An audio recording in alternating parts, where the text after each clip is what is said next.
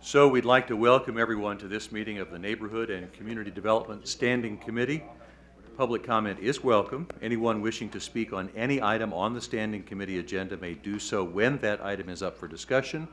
We'd ask you to be recognized by myself and then step to the podium. If you'd like to make comments, you'll have 5 minutes. For accurate recording purposes, we ask that everyone present please speak directly into a microphone. Roll call, please. Here. Here. Here. Here. Our first item of business is approval of our standing committee minutes from August the 4th, 2014. Move for approval? Second. It's been moved and seconded to approve the standing committee minutes as submitted. All in favor say aye. Aye. All opposed say no. Those minutes are approved as submitted. The first and only item on our committee agenda tonight is land bank applications. Mr. Slaughter. Good evening.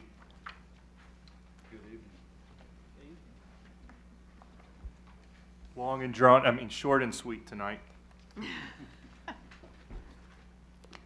We have 7 applications. One is parking and the rest are yard extension. If you guys would like, I can read those addresses off. They should be in your packet. Move for approval? Second. It's been moved and seconded to approve the land bank applications as submitted by Mr. Slaughter. Any further discussion? Hearing none, roll call, please. Sorry. Roll call. Aye. Aye. Aye. Aye. And we have one property that we are asking to be donated to the land bank at 1605 North 51st Street.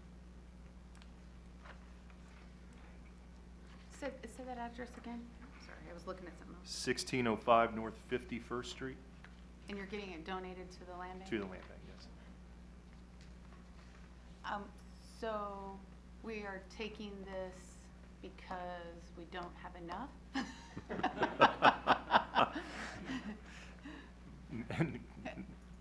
We have plenty. However, we feel it's a good sized piece of land, and we feel that maybe this someday could possibly have a single type of house put on it. Maybe it's something that would attract someone like Habitat or something like that. So, Can I ask who the property is owned by? Does it say? Frank Piper Jr. It's actually a trust of him and his wife.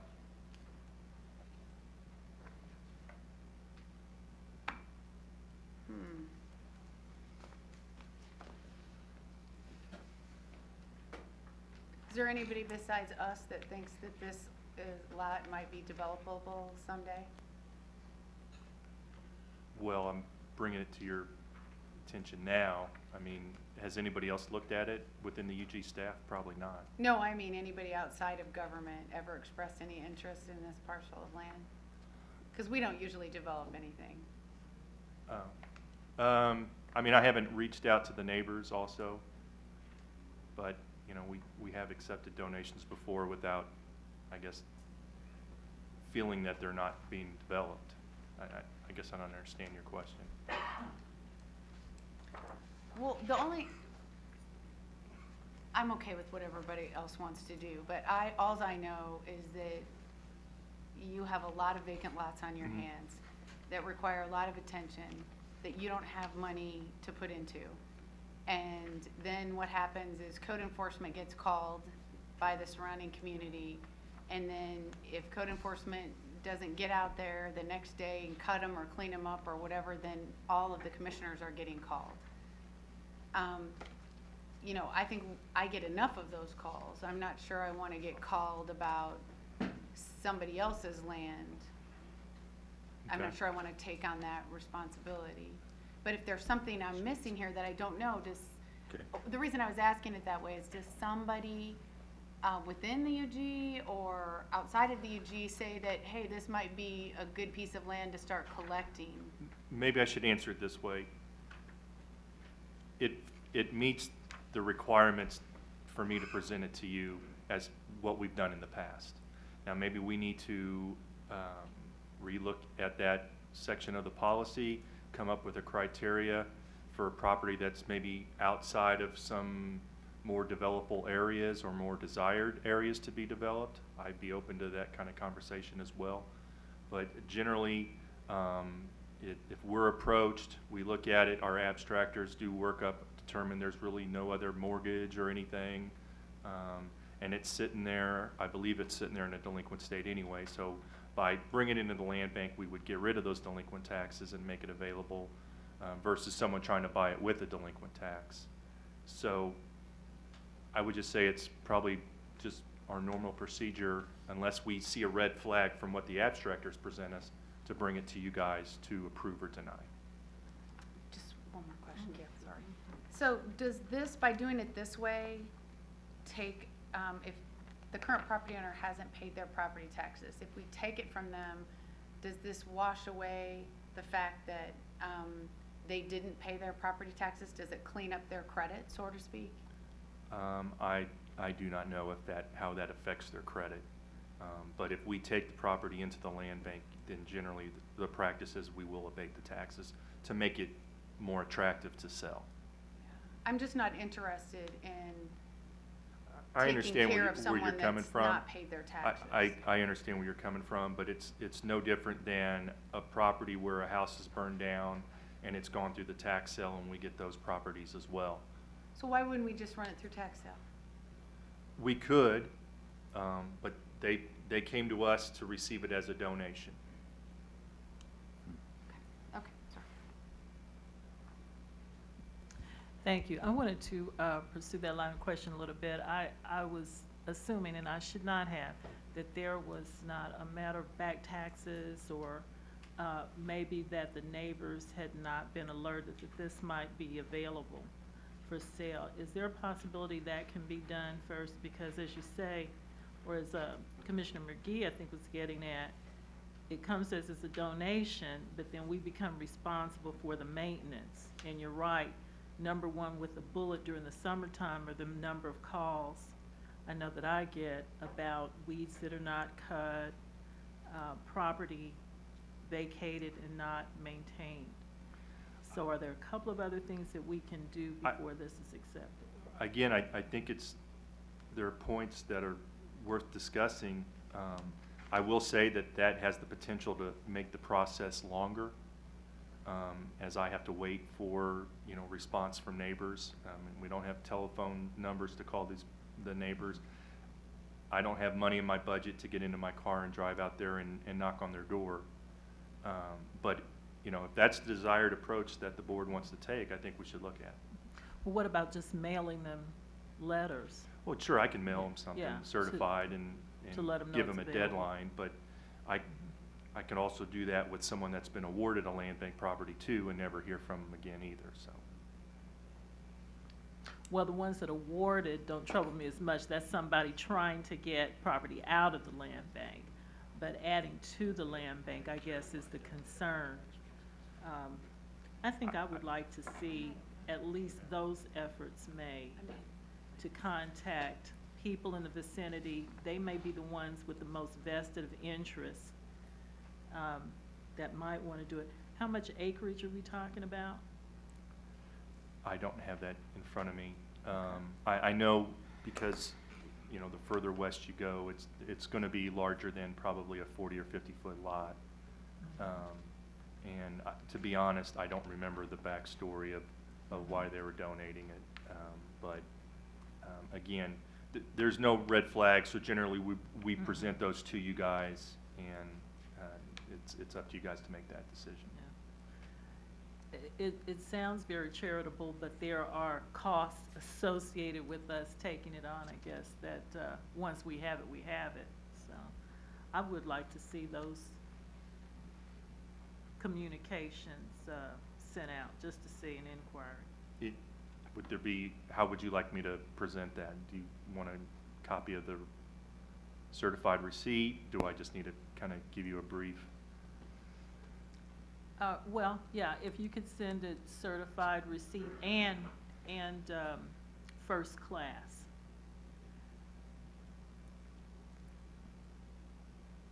And just make the neighbors aware this is available for sale. if this is in a neighborhood that has a strong neighborhood group, would maybe just correspondence with the neighborhood group work? I think maybe in addition to that. Because there are some people, even though there's a strong neighborhood group, not every neighbor is as active in it as some.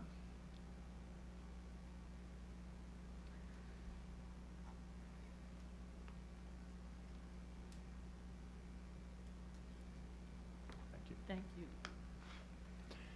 you. And I think another thing that kind of comes to my mind, based on what Commissioner Murguia said, was just, just a little note about the magnitude of any taxes owed.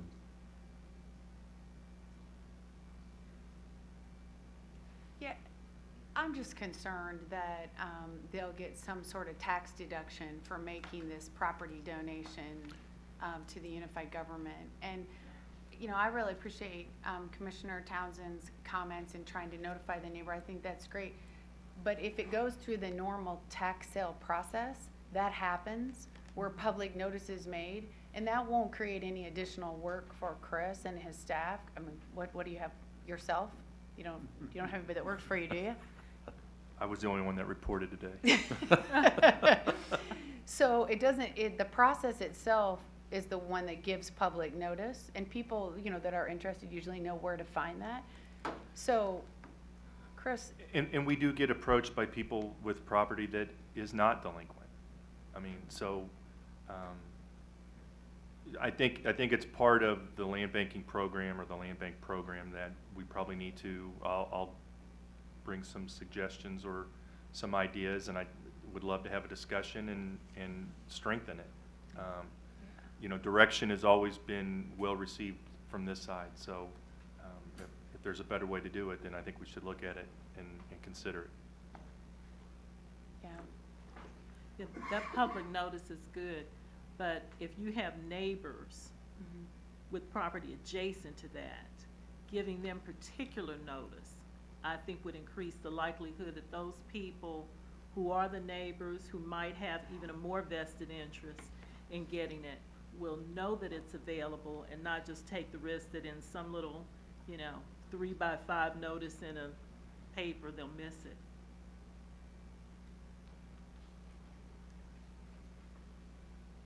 So what's our direction here for Chris on this particular property? To serve notice and then bring the property back with a report on notice served?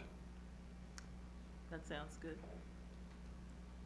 Now, would you like this to be standard procedure for all donations going Yeah, forward? see, I knew that's where you were gonna go, Chris. I know you. Commissioner Townsend, so that's a great idea. Unfortunately, though, we have so many properties in the land bank, we start doing that for this one. I could tell by Chris's face, that he's gonna come back and say, well, then do we do this on every piece of property we have out there to make sure that the residents know that it's available so we can move it out of our system and move it forward?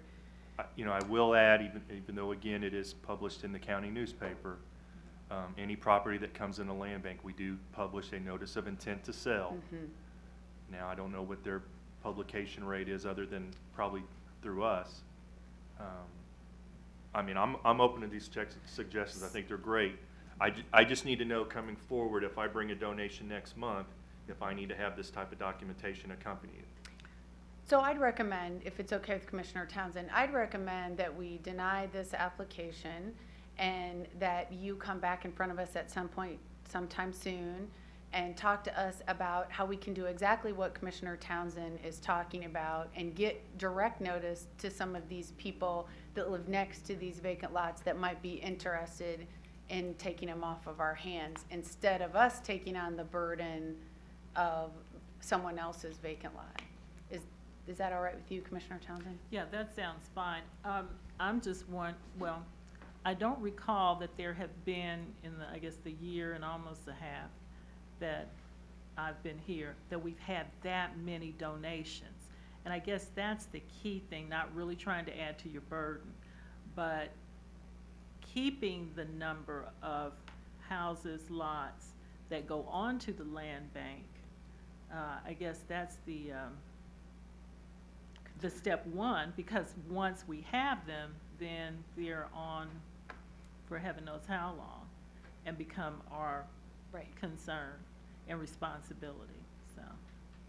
And normally, when these are presented, it's not on an every month deal. I try to Right. accumulate enough, but this one kind of, I think, got lost in my file, so I just thought I'd try to clean my file out and bring it, but it obviously stayed there for another month. So, you know, I present, you guys decide. So do you really want me to repeat that long motion? So, so I would suggest that we deny this donation and that we revisit Commissioner Townsend's potential strategy for maybe moving some property out of our land bank and encouraging adjacent property owners to take a look at those properties. So when you say deny, you do not want to see this again? I don't want to see it again. What I'd like to see us focus on, instead of taking donations into the land bank and adding to our long list of vacant properties, what I would like to see is us begin a conversation about strategies to address the vacant lots we currently have, like reaching out directly to people that sit next to vacant tax delinquent properties that may currently be interested in those that may not be aware of the publication that we put them out in. Could I amend that? What I'd like to do is see this one denied. That would be the outcome of this one. In the interim, before this comes back, I would like to know that those persons who are in adjacent properties have been contacted to let them know that this property may be available for purchase. It may be that, you know, we decide to take this on later, but I would like to have at least that level of vetting and notice done, and then we can look to see what we would like to do for future when these donations come up to us. Second.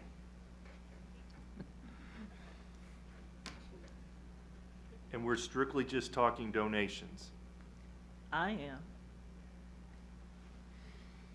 Because that's what this is, yeah. Because I know it's been brought up before that, you know, why isn't every adjacent property owner notified, you know, that's adjacent to our land bank property, notified that there's property for sale? I know the land bank marketing has not really been stellar, to say the least. But I guess the distinction I'm making is this isn't in land bank yet. And we're talking about bringing it in. The concerns raised here address property not yet in the land bank and what can be done basically to keep Okay. it out of the land As long as bank. we can have the conversation on the direction. Yeah. Because there's gonna be times I'm gonna bring property requests to be donated to the land bank, maybe because of Project X. Okay. So you'll have to give me some insight on how you want me to demonstrate that. Or project coming up through the pikes type of deal. Okay. You know, accumulating property can be a good thing through the land bank too, even though there are, you know, costs associated with holding that. But, you And know, if we're- I just want to make sure I'm clear so I can bring to you the proper information you guys need to make the right decision, Well, or the these, yeah. proper decision. These comments pertain just to this property, may have more far-reaching implications, but for this item, that's what I would like to see done. And I've already seconded that. And Chris, I would just add, I know you have a lot of questions because of the way we've done business in the past, but I think what we've already done is invite you to come back again and we'll talk about those issues separate. I think Commissioner Townsend is trying to do a good job of keeping this one issue separate from a bigger picture that will require a commission strategy to address. Sure. So for this issue, let's do that and then come back at a later date and let's have a discussion about marketing in general for our vacant lots or donations, either or. Agreed. So we've got the motion, we've got the second for this particular property with the bigger issue still hovering that I'll come back to in just a moment. Any further discussion on this particular item? Then let's call the roll on this one. Aye. Aye. Aye. So you will work this property, bring it back, we'll reconsider this property when it is brought back. But now that really transitions more into a lot of the goals that we might set. And we've been talking about under the category, yes, sir? I just have a quick question. I thought I was not to bring this property back.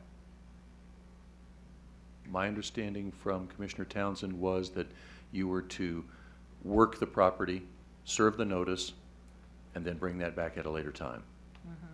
With what we found out from the notices. And that was, So that was just part of the motion? Correct. Yes. Okay, then I'll just stop there. But this now does speak to the bigger issue, and it falls really under one of our goals. What do we want to achieve in terms of under our big housing goal? And by the way, I kind of broke that down, and in our commission goals from 2 years ago, we have developed policies and programs that, one, grow neighborhoods to their maximum potential. Okay, let's skip that one for a moment because that's pretty obtuse. Make property owners accountable for their property. I think we could write some goals in that, but foster a diverse housing stock. So if we put the land bank under foster a diverse housing stock, to me that implies housing. And to me that implies moving properties out of our land bank, strategies to move them out of our land bank, or strategies to not accumulate any more in our land bank. And so I think we might want to think about what sort of goal do we have for our land bank, that it grow, that it shrink, that it take certain types of properties only, that it take no properties. Regardless of the strategies we use to get there, what would be our goal? And certainly I'm on record as saying I would like for us to decrease the number of lots that we control through our land bank. Well, and I think the exercise we just went through goes to that. You keep and or help shrink the number of properties in the land bank by one, not only trying to move them out, move properties out that are already there, but looking at how we vet things that are taken into the land bank. So even though we've looked at this one particular item and asked for more vetting on it, that might be the way we go on each donation. What's the backstory behind? Is it a family trust? Are there people who no longer live in the Kansas City area, don't have a way to maintain it? Thank you. So I think that's one way to approach it. And so we could certainly put a quantifiable number. We want to, for example, shrink the number of parcels in the land bank by 5% in the coming year. To me, the real problem lies in what strategy do we use to get there. Right. What's the way we use to get there? And that's going to have to be a collaboration of commission and staff to figure out what works, what doesn't, what'll cost a lot of money, what won't cost much.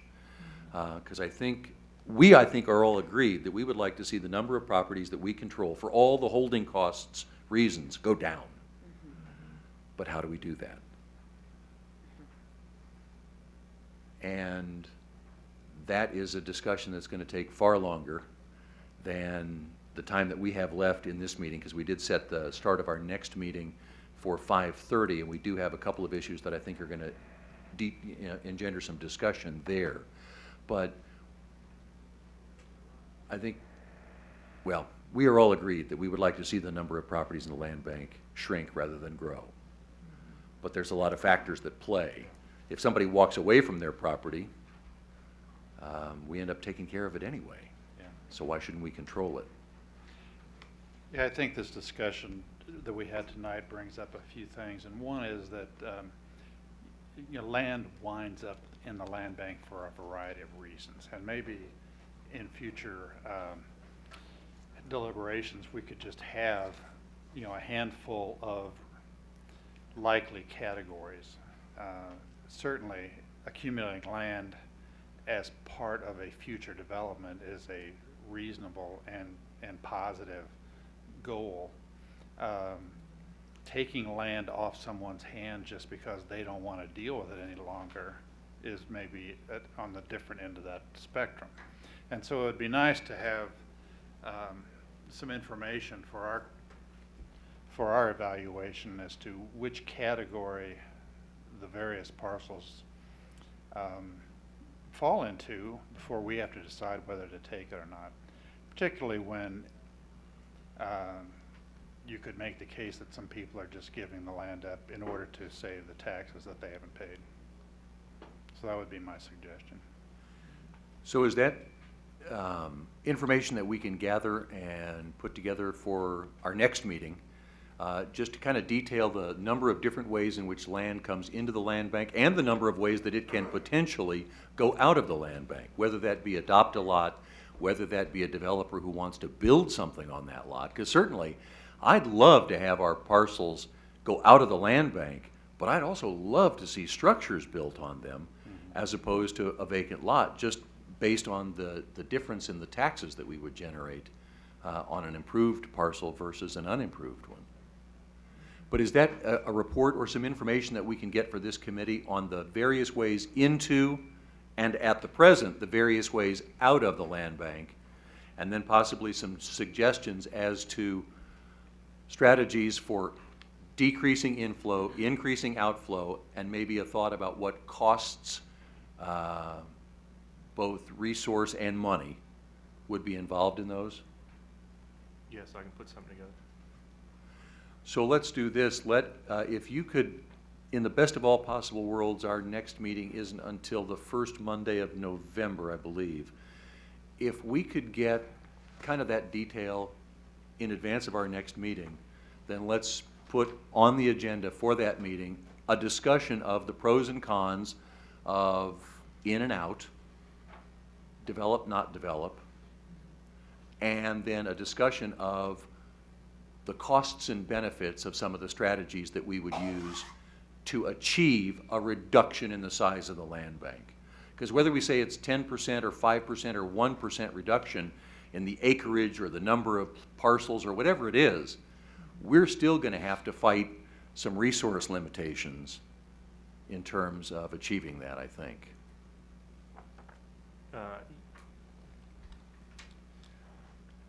Well, yeah, I mean, and that can be another discussion, but if submitted during the normal time frame to submit stuff for a standing committee, that should give you 2 weeks. Would that be ample enough time? Let's do that. And what I'm going to do, well, yeah, is that enough time for you to pull that together? Because we've accelerated our deadline for turning things in, but that then puts a burden on you. I'll be prepared. Then what I would suggest is that we actually, at our next meeting, block a much longer time than we did today so that we can actually get into that discussion and really deliberate it for a while and come up with something more concrete than we have so far today. Yes, ma'am. So just one quick question, so Chris can be prepared for that meeting. Has all of the commissioners on this committee ever seen a map that visually indicates the number of tax delinquent property in their district currently in the land bank? Has everyone seen a visual of that? I have not. I've seen the number of properties in the district. I don't know that it was identified by their tax Wow. status. Okay. I have that map on my phone. So, I will let yeah, you I know. have it on mine too. So, Chris, what I think would be very helpful is, I know you've done this already, so it'd just be printing it off and bringing it so that each commissioner, at least on this committee, could see what's already in the land bank. I think that picture says 1,000 words and would help the commissioners make a more informed decision on a strategy moving forward. Just land bank or? Can we get the full-blown map that shows vacant parcels, that shows land bank parcels, and that shows tax sale eligible parcels, whether or not they are vacant? So the map that you previously generated for me. And me. And Commissioner Murguia. Countywide, or how do we want to do this? Just, let's start with us four. We don't Just want to these overwhelm four- you. This is the committee making the decision now, and then if this committee thinks that you need to do that for the county, then we can worry about that later. So if we could get well, I just got a new map last week, so don't worry about my district, and I would assume Commissioner Murguia has an up-to-date map. Yeah, you don't need to worry about my district. So if we could get districts 1 and 7, a map similar to what Commissioner Murguia and I already have, I think that would be really, really helpful because whether you look really close or you put it on the wall and stand 20 feet away and just look at where the colors kind of come together, it's very beneficial to visualize the scatter of both vacant and developed, and of both tax current and tax sale eligible.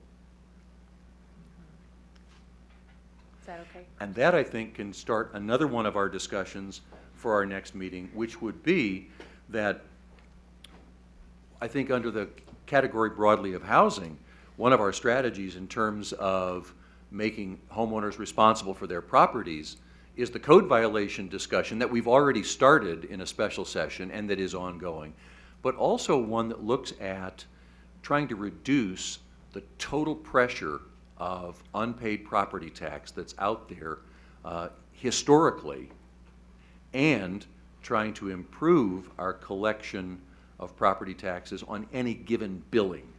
So May of this year, December of this year, whatever it might be. We budget about 7% uncollected. Just think what would happen if we could actually achieve 6% uncollected rather than 7. It would make a positive difference in our budget on an annual basis. So I think also as you look at this map, look at the color coding for those parcels and structures that are at least now 3 years tax delinquent, that are eligible for foreclosure, as we start to think about what strategies can we use to decrease those number of parcels, increase collection of taxes owed, in some cases for a half a dozen or a dozen years on some properties, and then increase the collection of any billing, the percentage that we get in return from any tax billing that goes out. So if you can get those, or you and Chris can work on those. Yeah, and I'll have one available for the next standing committee that we can just put up on the projector there. Oh, that would be great. Yeah, Wonderful. it's great. Thank you. Thank you very much. It'll be a very productive discussion. We will block about, well, we're going to have to block over an hour for it next time, because I think this discussion really could go for quite a while. Unfortunately, tonight we had a blue sheet item for our next standing committee, and I do want to leave plenty of time for that. So at this point in time, we will call Neighborhood and Community Development adjourned. It is after 5:30, so we will reconvene immediately now as Economic Development and Finance. Hey, David. Yes, you've had one of those kind of. Welcome everyone to this meeting of the of the Economic Development and Finance Standing Committee. Public comment is welcome. Anyone wishing to speak on any item on the Standing Committee agenda may do so when that item is up for discussion. You'll have 5 minutes to make your comments. You will be recognized by myself and come to our podium right here if you do want to make any comments. And we do ask that everyone please get as close as possible to a microphone when you do speak, so that we can be both recorded and heard on our broadcast. Roll call, please. Here. Here.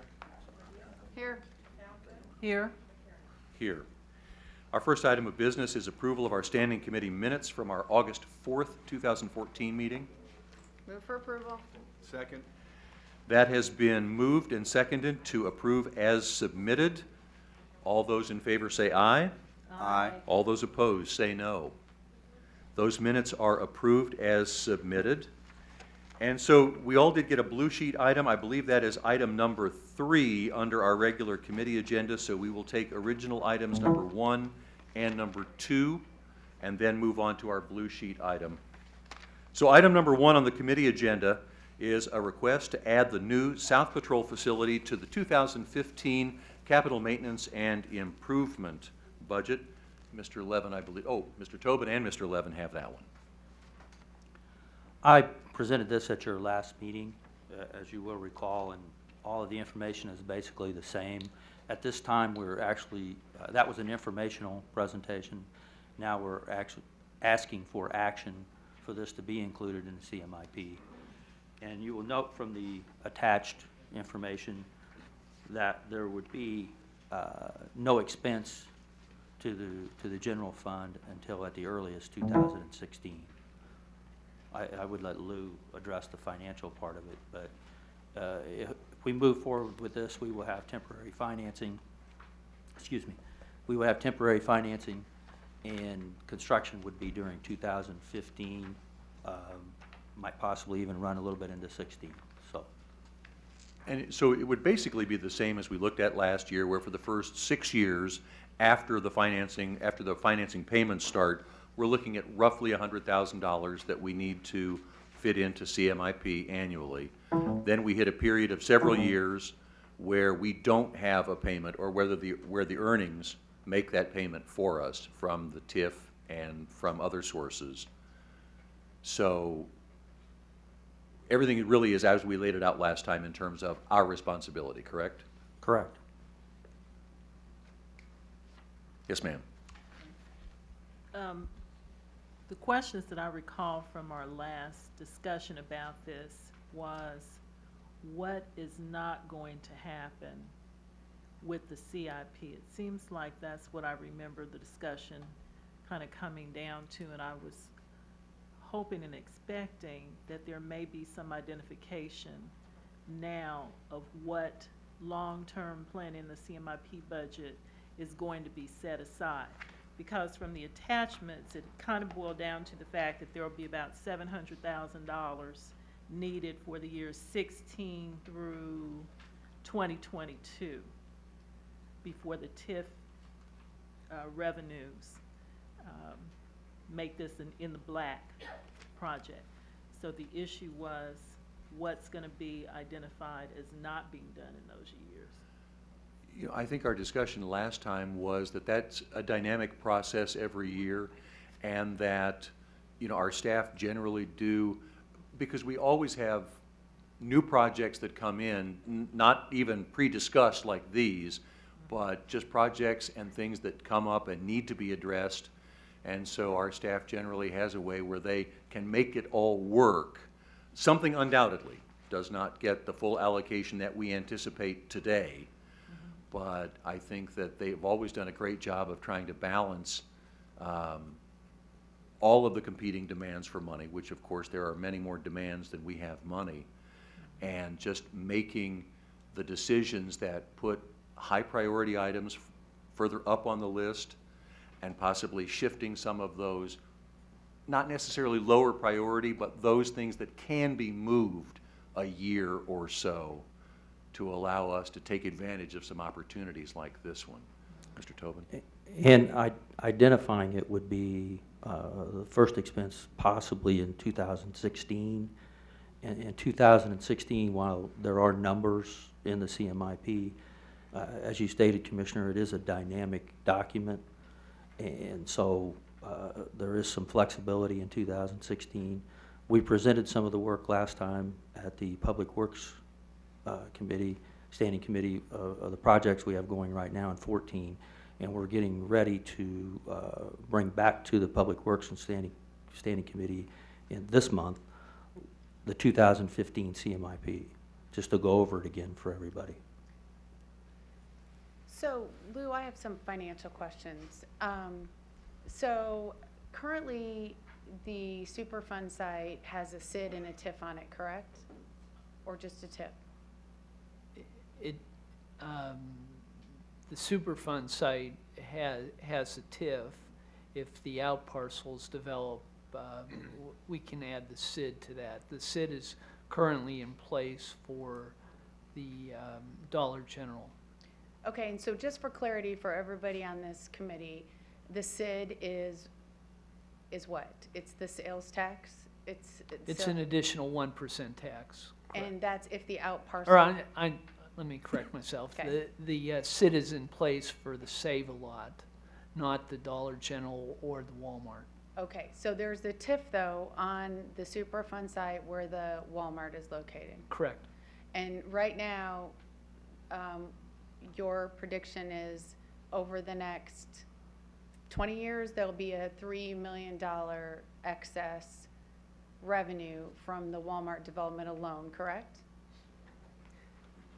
What you have in the table that's attached to this RFA, that there'll be an excess to pay off the current debt that's been obligated for that project. Right. So if other property, tax-paying properties, were to be developed on that site, that would increase the property tax collected, and therefore the dollar amount that could be used to buy down the debt on the police substation, correct? Yes. Okay.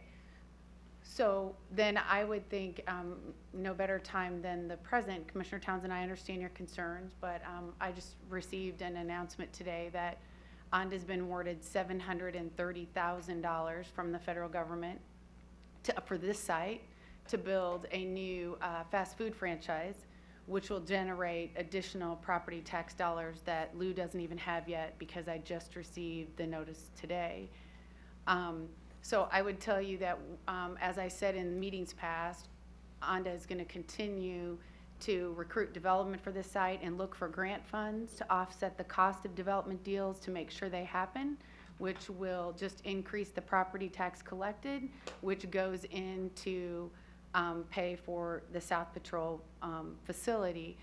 As Mr. Tobin said, the beauty of Mr. Bach and Mr. Tobin pushing the first payment out till 2016 is it buys more time for ONDA to seek additional dollars and additional development so that the regular current CMIP budget would not likely or hopefully not be affected. So we wouldn't even have to do what Brian is suggesting, which is move things around and make this a higher priority. It could potentially pay for itself. I'd like to hear that, I mean, that's, you're to be congratulated, ONDA is. But on a more overarching idea about this, not just this project, but it seems the way the commission had been going with the strategic planning, that type of thing. I would like to see when the projects come up that also brought with them, and we've had this before with the 7th Street development, some idea at that time what is not going to be done. Some of the things that are being talked about have yet to materialize, and I'm hoping that they will. But just so we have some idea at the time that these things that are not heretofore planned are presented, that we do this with full disclosure and our eyes open, that if we do A, then B, C, and D may not be done, and what B, C, and D are.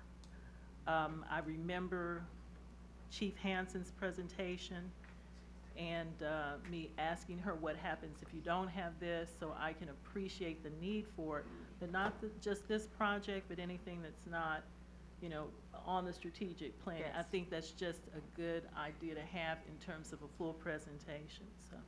So maybe to your point, are you looking for perhaps that because there is flexibility, it is kind of a rolling expenditure, that there would be a listing of the CMIP projects according to priority, and those that perhaps would be in the least priority, those would be the ones most vulnerable to being shifted to a later date? Is that what you're looking for? I would think that would give us at least some idea of what may be impacted. I recall, I think from the administrator's 2015 budget preparation, that 2016 wasn't looking very good at all. So as we come up with new things that we had not considered, I think we do need to look at what may be impacted. It's good we have that flexibility, but I would like to see something identified so we know what we are giving up or what may be at risk.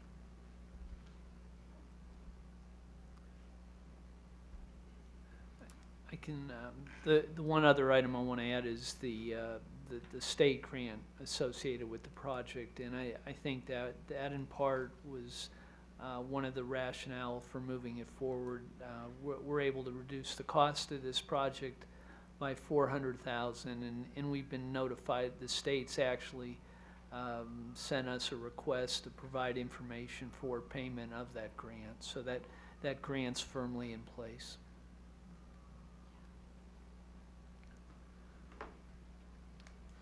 I'd make a motion for approval.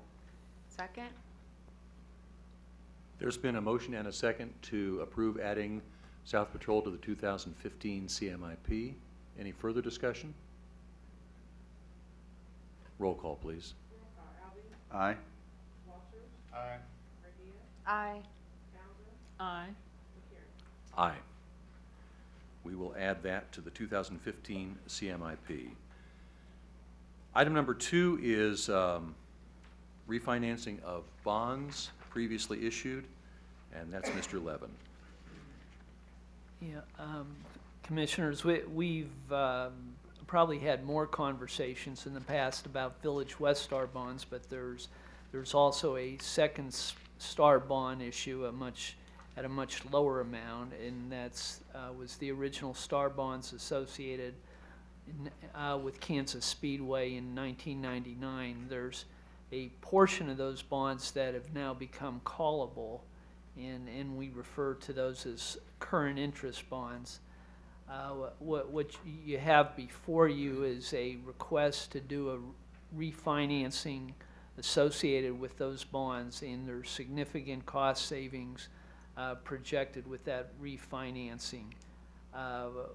The ordinance actually has a specific parameters that must be met for that financing to go forward, but our current estimates are that the financing will result in reduction of debt service by over $2 million through the next 14 years.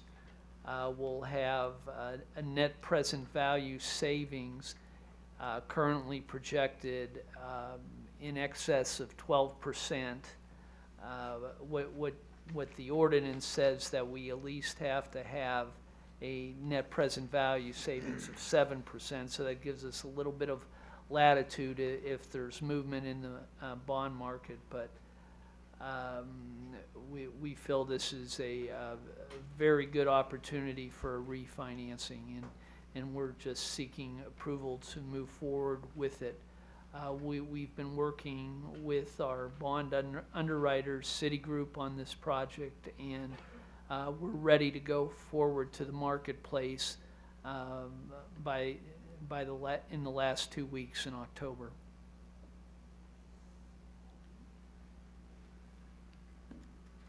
Make a motion to approve.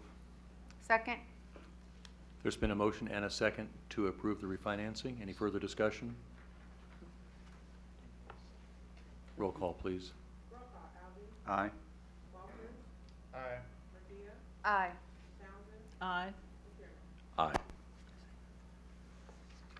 That item passes, which brings us then to item number 3 on the committee agenda, and that's the item that was blue sheeted to us. That is a review and discussion of the U.S. Soccer National Training Center. And I believe George Brakovich will lead that discussion, although we'll have some other people involved in it. Chairman, as we discussed earlier, I'm going to excuse myself from this discussion. Yes, sir. Thank you.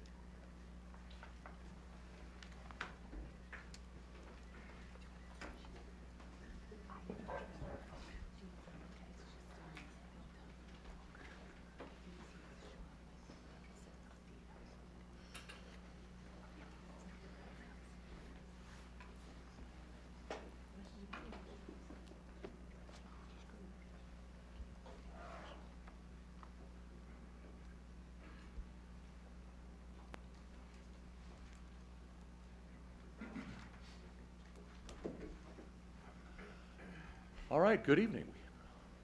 Table full here. Okay. Good evening, Commissioners. George Brakovich with Economic Development. As you can see, we've got a pretty large group here. I don't know, would you prefer that everyone kind of do quick introductions and then we roll in? Would you please? Sure. I'm Todd LaSallo with Stinson Leonard Street.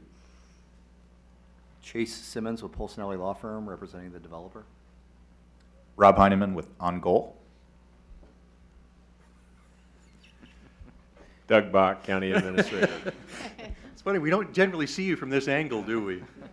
Gotta mix it up every once in a while. That's right. Commissioner. It's disorienting. Okay, well, as you all probably remember, last month you, as a full commission, approved an expanded STAR district for the what we call the Vacation Village District. And this map kind of shows that expanded district. What the expanded district also did is created 5 separate project areas. And so on that same night that the district and the project areas were approved, full commission also approved 3 project plans specifically for 3 project areas, which begins that 20-year clock on the incentive window. And those 3 areas are Project Area 1, which was kind of the tan shaded area on the south side that incorporates the existing water park, the yellow-orange colored Project Area 2, which incorporates the Auto Plaza with some retail pad sites, and then the purple area, which we call the U.S. Soccer Project area. It incorporates 40 acres on the original Schlitterbahn site, 120 acres roughly on the east side of 94th Street, and then an overlay back into Village West. Once those existing bonds are retired, there could be an overlay to capture increment generated at Village West to help pay for that Project Area 4. And so what we're here tonight to kind of discuss in some more detail is what's related to the U.S. Soccer project. So we've had a longstanding relationship with On Goal and Mr. Heineman and the group with the Cerner project and the stadium and all the great things we've done out there. What we see U.S. Soccer is kind of an opportunity to shore up a few areas that we didn't quite complete as originally expected. So Mr. LaSala will go through a term sheet that kind of highlights some of the larger negotiation items, since we don't have those agreements quite completed. But what I wanted to outline are really the 3 areas that we're focusing on. So one is the futsal component and the programming that goes along with futsal. Then secondly, it's the National Training Center for U.S. Soccer and the corresponding programs and activities, both facilities and fields that go with that project. And then the third component being the youth tournament or the tournament fields. And again, fields or any facilities that might accompany that. And so when we originally presented the project plan, you can even see in the purple shaded area, you know, there was a representation that a portion of the U.S. Soccer project would go there. And then we had some discussion about some of the youth tournament fields moving to the 120 acres on the east side of 94th. What we're here for tonight is to hear from the developers team about a request for some flexibility as we see those 3 components come together, how any one of those 3 components are affected or could affect these sites, and where they feel there could be the best fit for those types of products. And so with that, unless Mr. Bach wants to add anything into the intro, I think the plan is to let the developers team kind of talk about what they're envisioning, and then maybe come back with Mr. LaSala to roll through some of those points in the executive summary. Good. So again, Chase Simmons with Polsinelli. I'm going to just run through a few of the things. As George indicated, we're still negotiating the development agreement, so I think we have a pretty good sense of where it's going. We've got drafts going back and forth. It encompasses really 4 different agreements. So those are going back and forth. So I think everything we say today is based on where I think we are and where I think we're headed. It's possible, obviously, when it comes back to you that there'll be a detail here and there that will have changed, and if that happens, we'll be sure to bring that to your attention.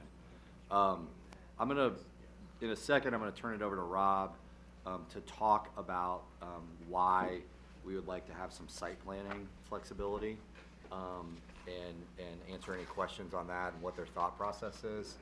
Prior to that, I'm going to maybe just lay out what I envision what the agreement ultimately would say. George, could you go back to that exhibit you just had up there? So, the original contemplation has been, if you see Village West in purple over on the left side of the screen, so ignore that part of the purple for a second here, and we're really talking about the other 2 purple pieces. One piece that you see fields kind of drawn on it and some buildings is in the Schlitterbahn ownership. That's subject to a lease right now. There's a due diligence period on the lease, so they're not actually leasing the property right now, but they're going through their due diligence, and if they move forward, they would lease, the OnGoal group would lease from the Schlitterbahn group, that area in purple at the top of the page. So that's the Schlitterbahn property that I'll talk about. And when I say Schlitterbahn, I'm not talking about any other part of the Schlitterbahn, but that. To the right of the screen, which is east on the map, is the Spear family property. And that is property that the affiliate of OnGoal has under contract to purchase. It's about 125 acres. We're going through due diligence on that. It's contemplated that if the rest of this transaction goes forward, that would also close, this is something we're working on in the development agreement, but the idea would be that the portion that is used for athletics and soccer and the things that we're identifying in this project would be owned by OnGoal or US Soccer or some combination there, and the area that was not being used for this project would be owned by the unified government. So those are the two parcels that we're talking about. As George indicated, originally the thought was that the US Soccer buildings and the fields directly associated with US Soccer would go up on the Schlitterbahn property, and that the youth fields that George talked about would go over onto the Spear property. As we've gotten into site planning, and Rob will talk about this, and ideas back and forth with US Soccer, there have been, and we'll show you some of them, there have now been a lot of ideas thrown about. Everything from putting everything on the Spear property, and that's a site plan that's floated around, to mixing and matching. And so what I have tried to draft into the agreement is the idea that we would have flexibility within, obviously all this has to be zoned, so we do have to come back before the Planning Commission and the City and the UG Commission for zoning. But subject to the zoning, we'd like an agreement that allows us, we understand what we're gonna build, and then we decide through the zoning process where we build things. To the extent that you would like more direction to us right now on that, we'd like to begin to hear it either tonight or soon thereafter. And here's why it's so important. Because there's a planning process going on with US Soccer, and they're a third party. And so as they come and say, we'd like to see this, or we'd like to see that, or we'd like to maybe have some of the youth fields closer by, or we'd like to have separation from the youth fields, we'd like to be able to react to those ideas from them with some education on what you all would like to see. And so we've kind of had this conversation with the staff, and I just want to extend it again to you, and we're not necessarily expecting for all your feedback tonight, but as we move forward, if there are certain things that are important to you, I'd like to see this building here, or it's really important that this happened on the Spear property and not on the Schlitterbahn property, those are the types of things we'd like to hear as we go through the site planning process. So from a structural standpoint, as the lawyer, that's what I'm looking for ultimately to get into these agreements and for Todd and I to work out. With that, I'm certainly available for questions. I'm going to turn it over to Rob so he can talk to you a little bit about the process he's going through with Populous and his designers and US Soccer. And then, if you don't mind, after Todd goes through the rest of the executive summary, because there's other important things in the agreement, I may have a comment or two on that. Thank you. I appreciate your time. And I think to kick off, I'd like to make two really important points to this. Number one, when we first approached you all with this concept, the concept was that we would create the preeminent sports science and performance center in the country, anchored by US Soccer. Number two, I will say that the entertainment properties and the Henry family have been very, very helpful and as a catalyst in getting us down the road. We kind of were stuck in the muck for a while, so for them to come to us with the opportunity that they provided on their piece of property, that was a huge point in all of this. Having said that, as we continue to look at site design, as Chase mentioned, and in talking to other groups, in addition to not only US Soccer, but other Olympic-type opportunities, we just want to have flexibility with how we develop the site. And so I can give you a couple examples. I think there's a huge opportunity for us to get a lot of the Olympic training assets that are located today in Chula Vista, California, which is looking for a new home, to relocate to the site. That's something that I would like to have the opportunity to provide to them if we had, the appropriate kind of indoor facilities, which will be contained already in the original building that we're building, and then also had some additional land potentially to build them fields or other space that may be attractive to them. What they will all bring is incremental, economic development, whether it's room nights, whether it's conferences, whatever the heck it may be. We'll basically go to all of them and say, if you justify us relocating some of your assets here, we'd like to have the ability to do that. The other thing is I believe as U.S. Soccer has gotten more invested in this whole site design, they've begun to bring us bigger investment opportunity ideas for their long-term growth plan. I want to make sure I've got, land to accommodate that. So I don't think there's really any intention here on our part to do sort of a bait and switch on sites. But I will say, kind of the original site in and of itself, it's a tight site. It's about 35 developable acres, and for us to get everything we want on that and to have future growth potential is a little tough. But originally that's what we were very committed to doing. And as we negotiated with you, this whole concept of adding incremental fields was brought up, and that's really where the Spear property came into the fold. So essentially what you're saying is the opportunities are expanding, so you need more room to accommodate them. Yeah, I think so. I think that's the best way to put it. And regardless of what the opportunity is, a lot of it's going to be centered on that building and having access to the building. Now, having said that, we talk about tonight kind of, there's segment 2 or segment 3. I don't think of it that way. We think of this entire thing as the U.S. Soccer Complex. And someday there may be kids playing on it, other days there may be professionals playing on it. We don't really look at it in any sort of segmentation. We're going to program this thing as full as we can to all of our benefit from an economical perspective. I just think we're just not far enough along in the design to definitively say to you what goes where.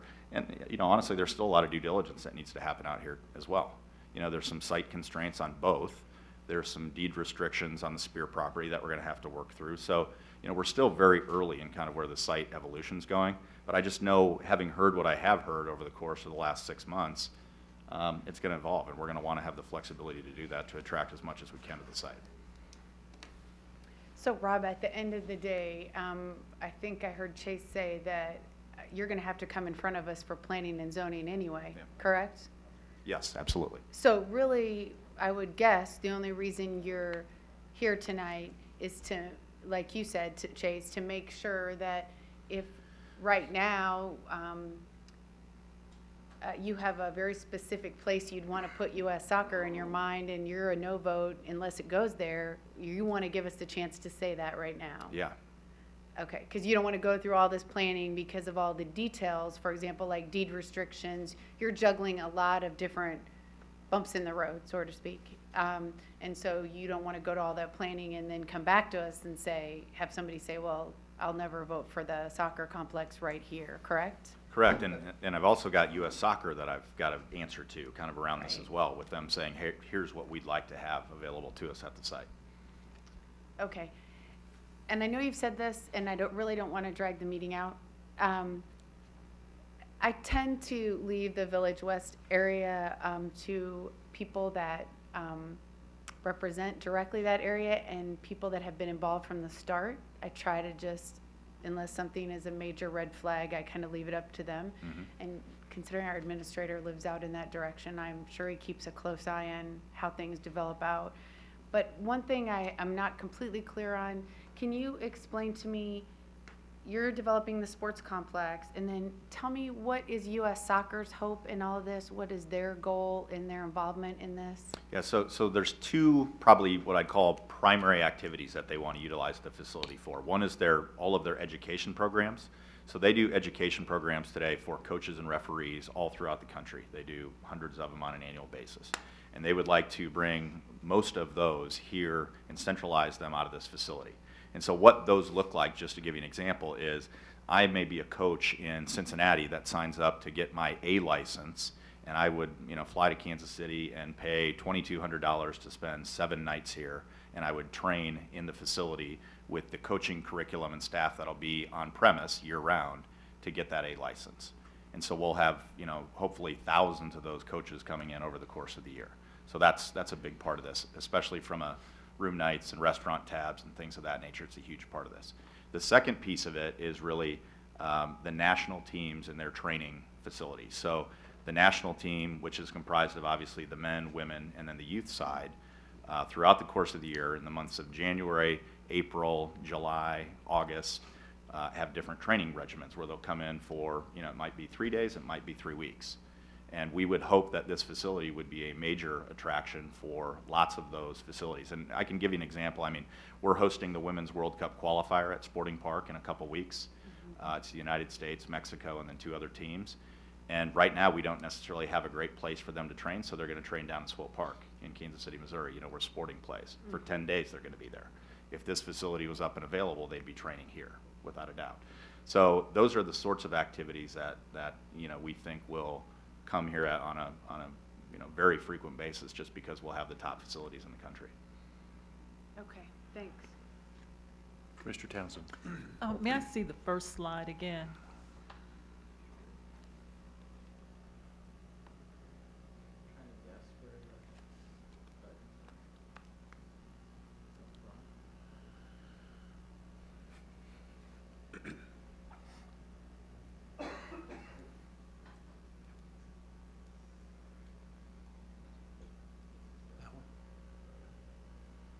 Thank you. It's easier for me to follow the color coding. So as I understand this, the purple segments identified in the northern section and the purple sections, the purple area identified to the most eastern section are what we're talking about. And you would like the flexibility to move these different elements from 1 to 2 or 2 to 1, even though currently you may think some project is going to the east and it may be better suited to the northern facility. Is that pretty much it? That's exactly right. And Okay. sorry to keep going on, but there's one thing I didn't mention that would probably be helpful for context.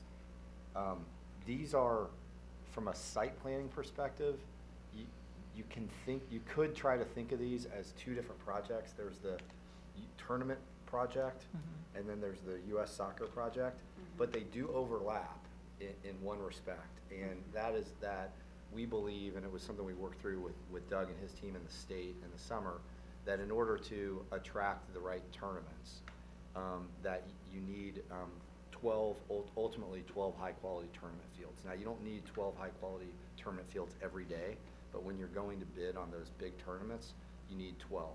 So we're doing 8 high-quality tournament fields as part of the tournament complex, and then we're going to have an agreement where we can use 4, for tournaments, we can use 4 fields within the U.S. soccer facility.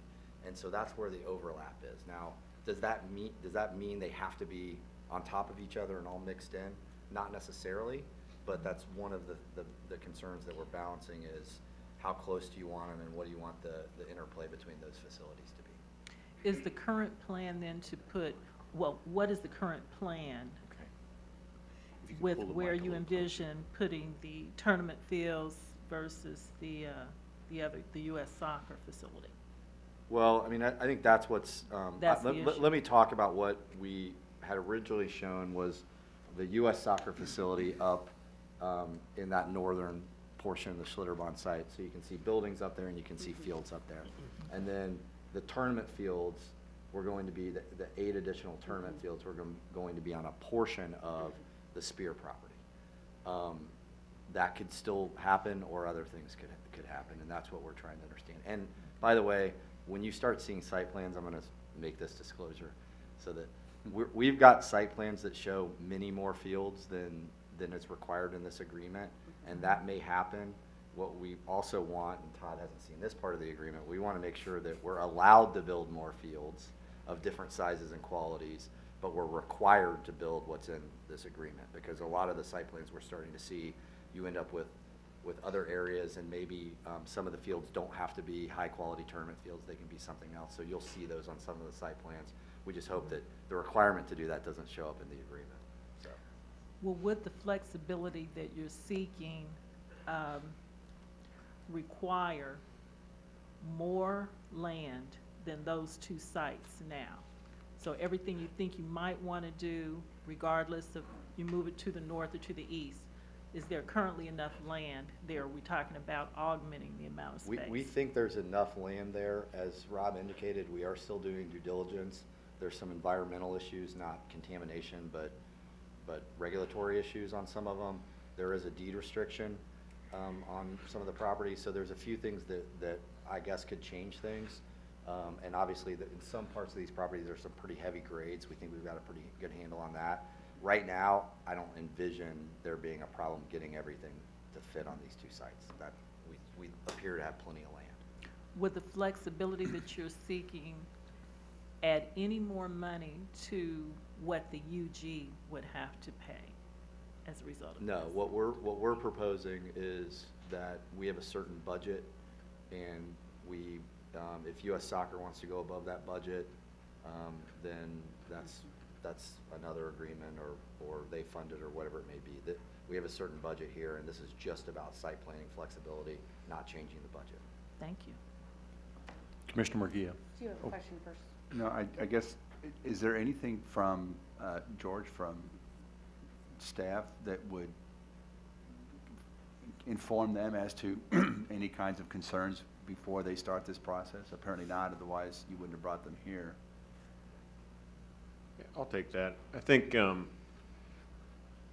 my thinking in having them come before the committee is so you would have the opportunity to understand what they're thinking about with the flexibility. And as Commissioner Murguia said, she was right on in the sense that if you saw something here that said, boy, we don't want that to happen, and I will say this, I don't expect that you all would have to have it tonight. You may have something come up later, or we have the other commissioners that would view this meeting later. They would be able to offer that feedback to me, you know, in the coming days about something that may cause concern, because as we go forward to negotiate this over the next week or two, I think that's really where Rob and Chase wanted to be. So we would know we'd be in a position if we came back with a document that left a final approval in the planning and zoning process, I think that spelled out, that gives us another chance to look at it. But the design of how everything comes together is going to be one that could be one that put together with the flexibility in the plan that gave them the option of putting a building here,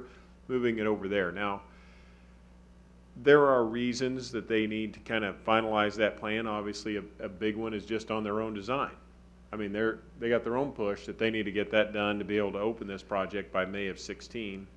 But also the neighbors over in Schlitterbahn and what they're putting together, they need to know what they're marketing and what's going to be next to them. Is it the youth fields component, or is the U.S. Soccer piece, and how that will work?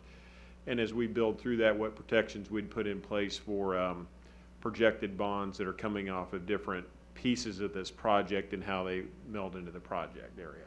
So it really is from that standpoint of looking at your feedback. I think when staff went through it, we didn't see any design concerns. In fact, opening it up so the U.S. Soccer project could work over the 126 acres seemed to add a lot of additional potential to our area that, you know, we had thought, well, this could come later, but then you saw it'd be separated from where the training facility was to what might happen down on State Avenue. So a lot of things made sense from the design perspective. There's still questions we're asking from the economics of it and how that all comes together and works the same way. Doug, there's only one thing that I would want to add to that. In our agreements with Schlitterbahn and the development agreement that was just approved with them, there is a hotel, an extended stay hotel, and a couple of pad sites that are located east of 98th. If U.S. Soccer doesn't land on that Schlitterbahn site, those obligations that Schlitterbahn has to deliver that hotel and those restaurants do not have to be fulfilled by Schlitterbahn. They're contingent upon U.S. Soccer going there. So in the event that someday wound up being just youth fields, I don't think the developer Schlitterbahn has the obligation to deliver that hotel or those restaurants east of 98, just to be clear.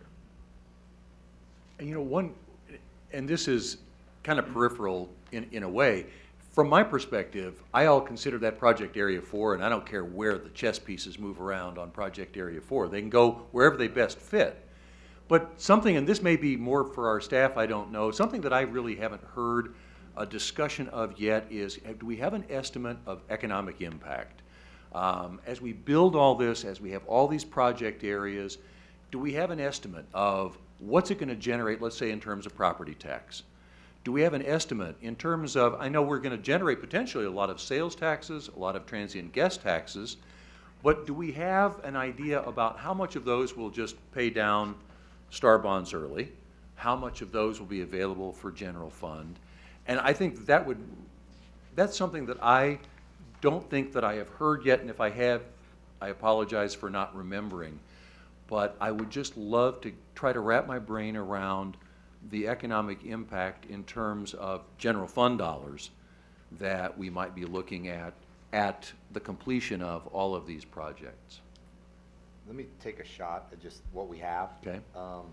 I'm probably not prepared tonight to give you a presentation on the economic impact, although we'd be happy to come back and do that. Let me tell you what we've had prepared. When we did the original stadium, Cerner, and Fields project, we did a global economic impact analysis that was critiqued and kind of molded by the staff and the state of Kansas. And now we've gone back, since we've gone from the Wyandotte County Fields to a very different project, we've gone back and taken that piece of it and had the same company, which is CSL, Convention Sports and Leisure.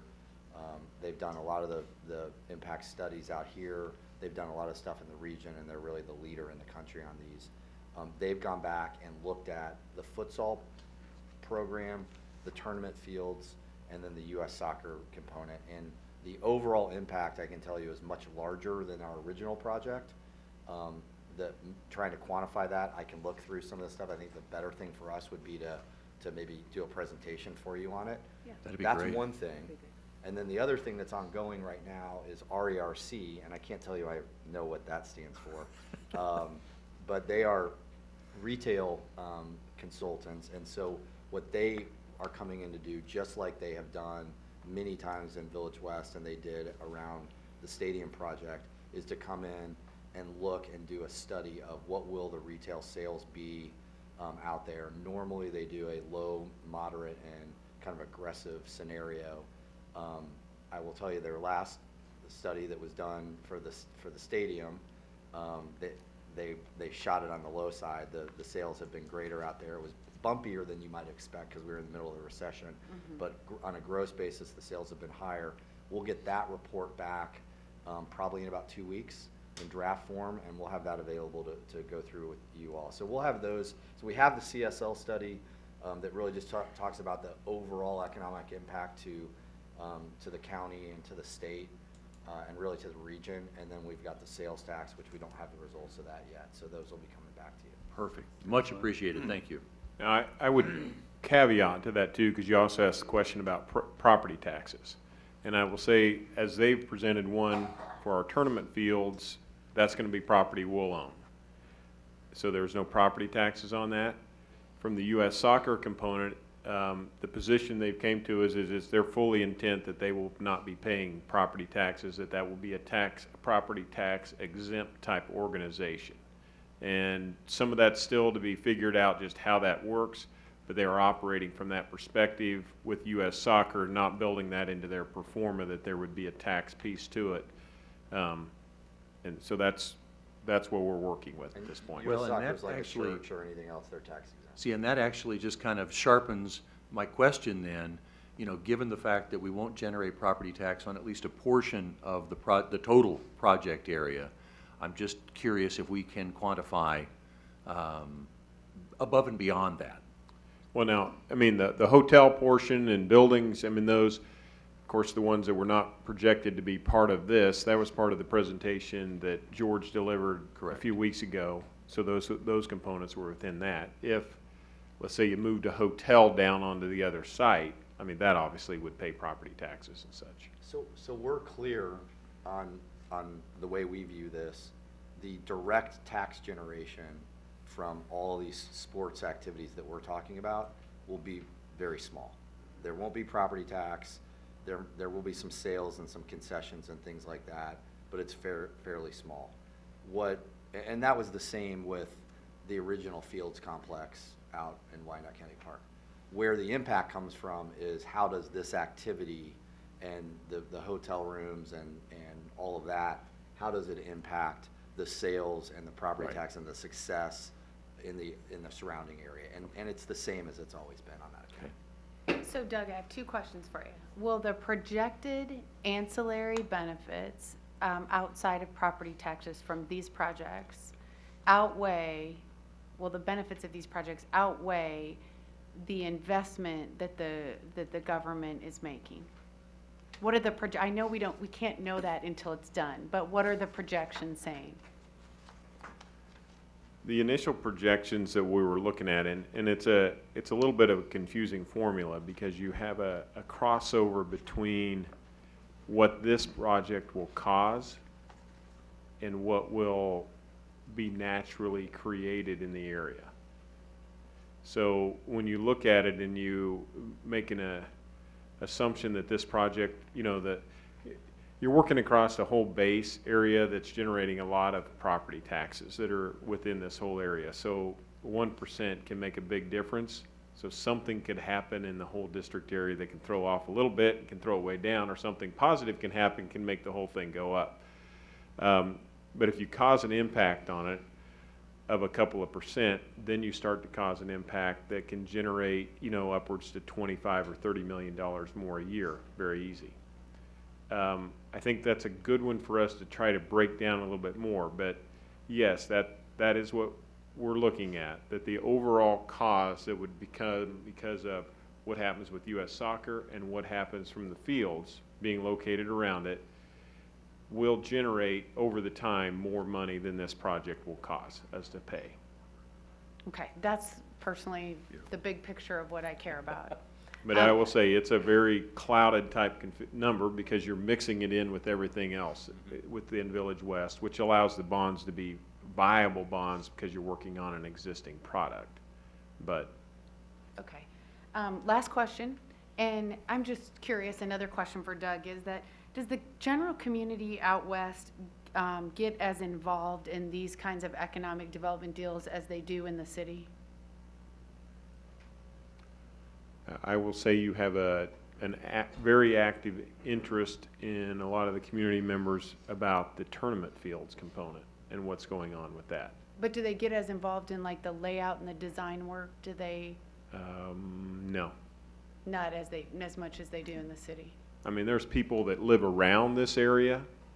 I mean, it's kind of what geographic area you're talking about.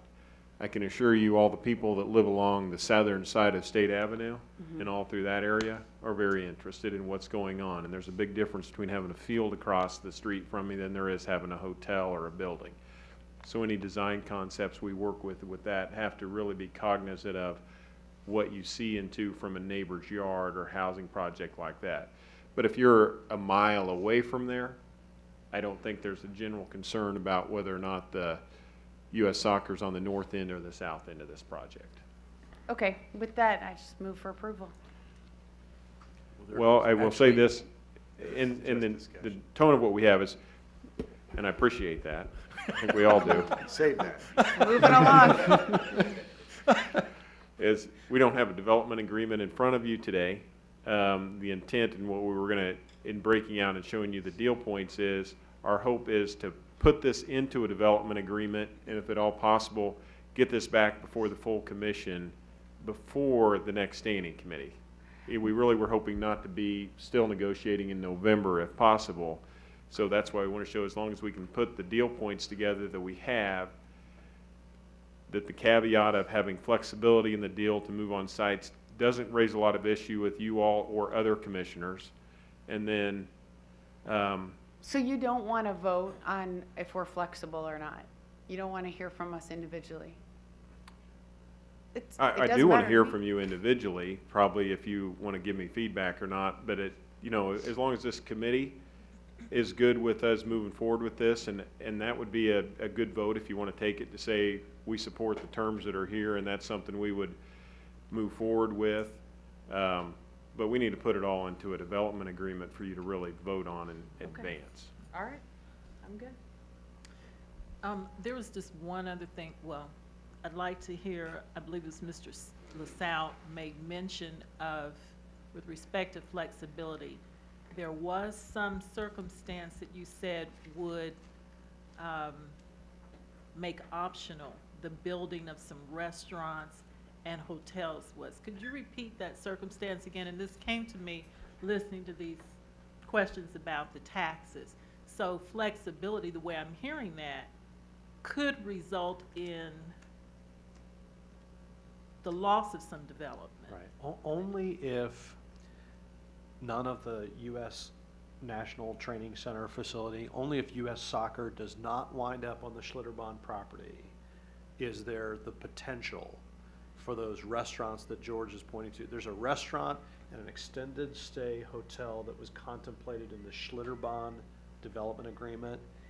If U.S. Soccer does not end up on that property in Schlitterbahn, that purple property to the north, if that happens, then that developer does not have to deliver that extended stay hotel or those restaurants at that location. It's conditional upon U.S. Soccer being there. Okay, so if that eventuality becomes reality, can anybody say, Mr. Administrator, is there a cost to the UG? What may be lost in that eventuality? Yeah, you certainly can, and I would say that's where, if the removal from that site is one where it's going to cause the relocation of the hotel and such, then that becomes a requirement back on these guys, that they would have to fulfill what we're looking at in the other site, that we see something like that happen, so we don't just lose it from the development area, or that there's some discussion with Schlitterbahn where they see it built in a different way. And yet, That- I'm sorry. I'm sorry, They that, haven't agreed to that term yet, but it is one that makes a lot of sense. that would be my only concern about flexibility, as long as we don't lose some other opportunity, that it doesn't increase the acreage of the proposal, and it doesn't cost the UG anymore. Those would be my concerns. Other than that, flexibility is okay, as long as it's not a loss to some other development. And yet, it would seem that if there's tournament quality soccer complex and the other things you described, there would be plenty of reasons for a developer to want to build restaurants and an extended stay hotel there in close proximity, would it not? Yes, it would.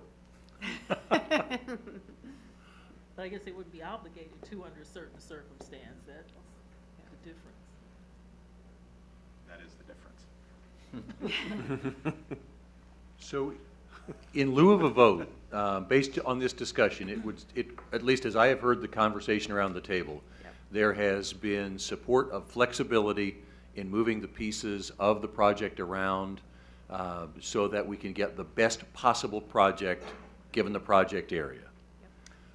But we're also going to try and sharpen our pencils and get out our crystal balls and try to look ahead at cost and benefit and just try to estimate to the best of our ability, knowing that it's potentially years away, where that's all going to end up. And we will then, other commissioners, if we, as a committee, have any further questions or comments, we should direct those to you, Mr. Yes, Bach? sir. Yes, sir. And other commissioners should as well?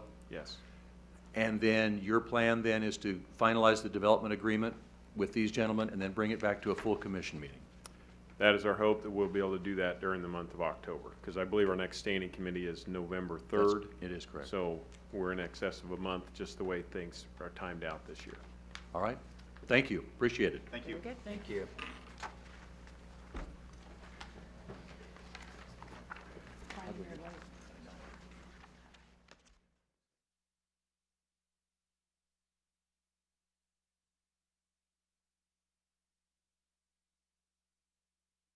We're just going to wait on the return of Commissioner Walters. And there he is.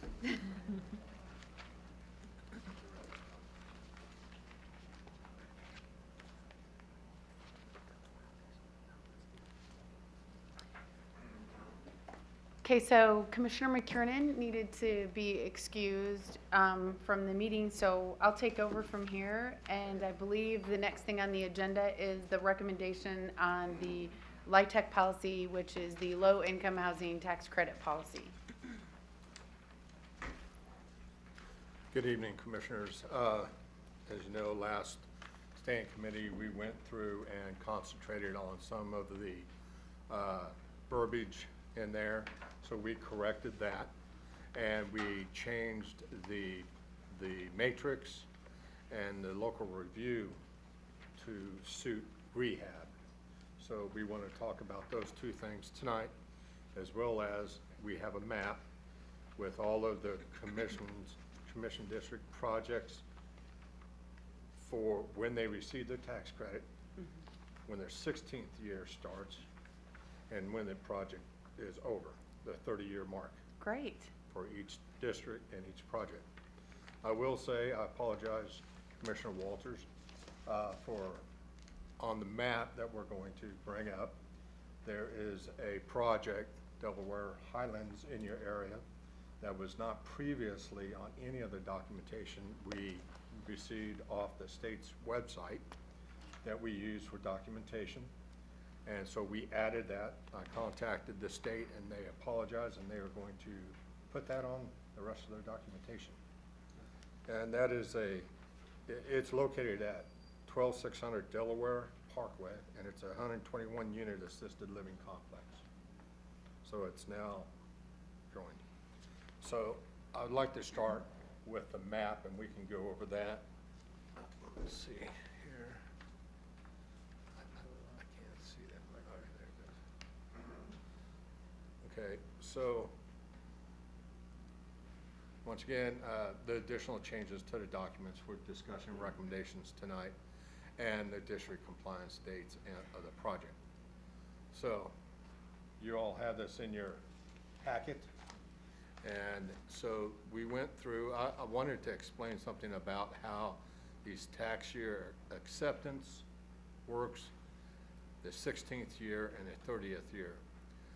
We can give a resolution of support to a project, and it goes on to the state, and they're awarded tax credits. But they may not accept their tax credits. It could be 2 years down the line, because they may only have the facility halfway filled, so they don't want to take advantage of the tax credits until it's fully filled, and then that starts their tax year. Typically, it's only about a year out. So we look, this is the year that they accepted their tax credits. On the end of the 15th year, the beginning of the 16th year is the end of the Section 42 federal tax credit compliance, that they don't have.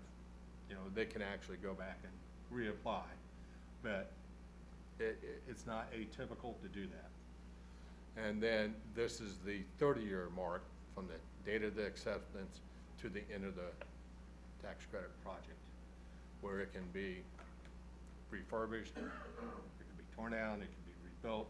Somebody can come back in and do another LIHTC project, things like that. So this is the Delaware Highlands that we added on the map for you. Is there any questions? It's a great map. Great job. Thank you.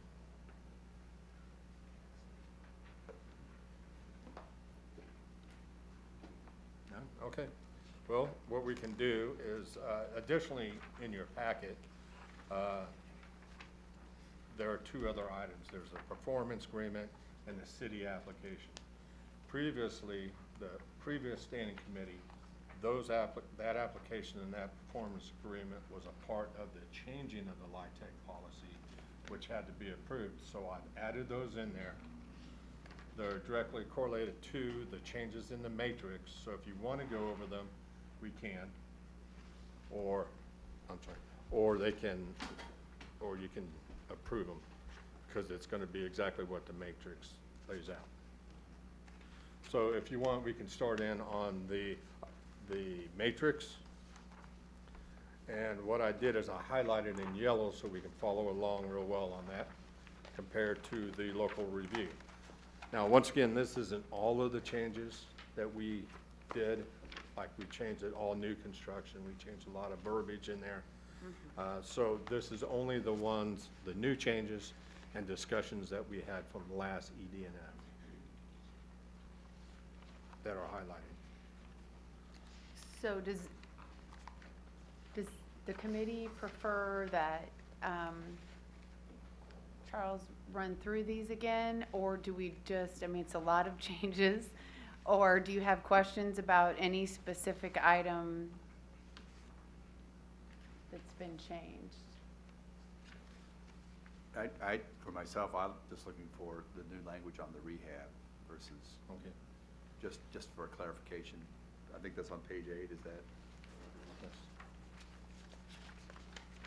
There are a couple items that I'd like to discuss that are Then in go blue ahead, Charles. as well. Go ahead. So starting on page 8, the rehab, in D, we distinguished what the rental units are. So this is apartments. So we had a discussion on what exactly is a rental unit. And so Mr. Levin came up and he discussed that back in that time that this was completed, we were concentrating on apartments. So if a LIHTC project comes in, it would have less impact because there's less apartments in these areas. So we wanted to clarify that language. And then I basically mirrored the new construction with rehab.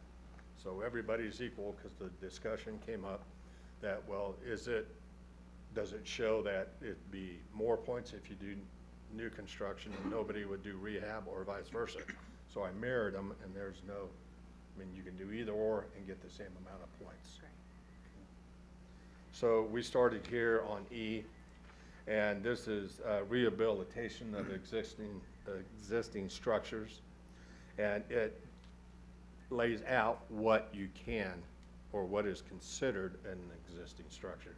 So we have single family, duplexes, townhomes, apartments, multifamily, all non-residential buildings, land bank property with structures, LIHTC development properties, and any previous assisted housing that is bought that was discussed. We wanted to put this in there now, so in the future, when this comes up, we don't have to come back with a change.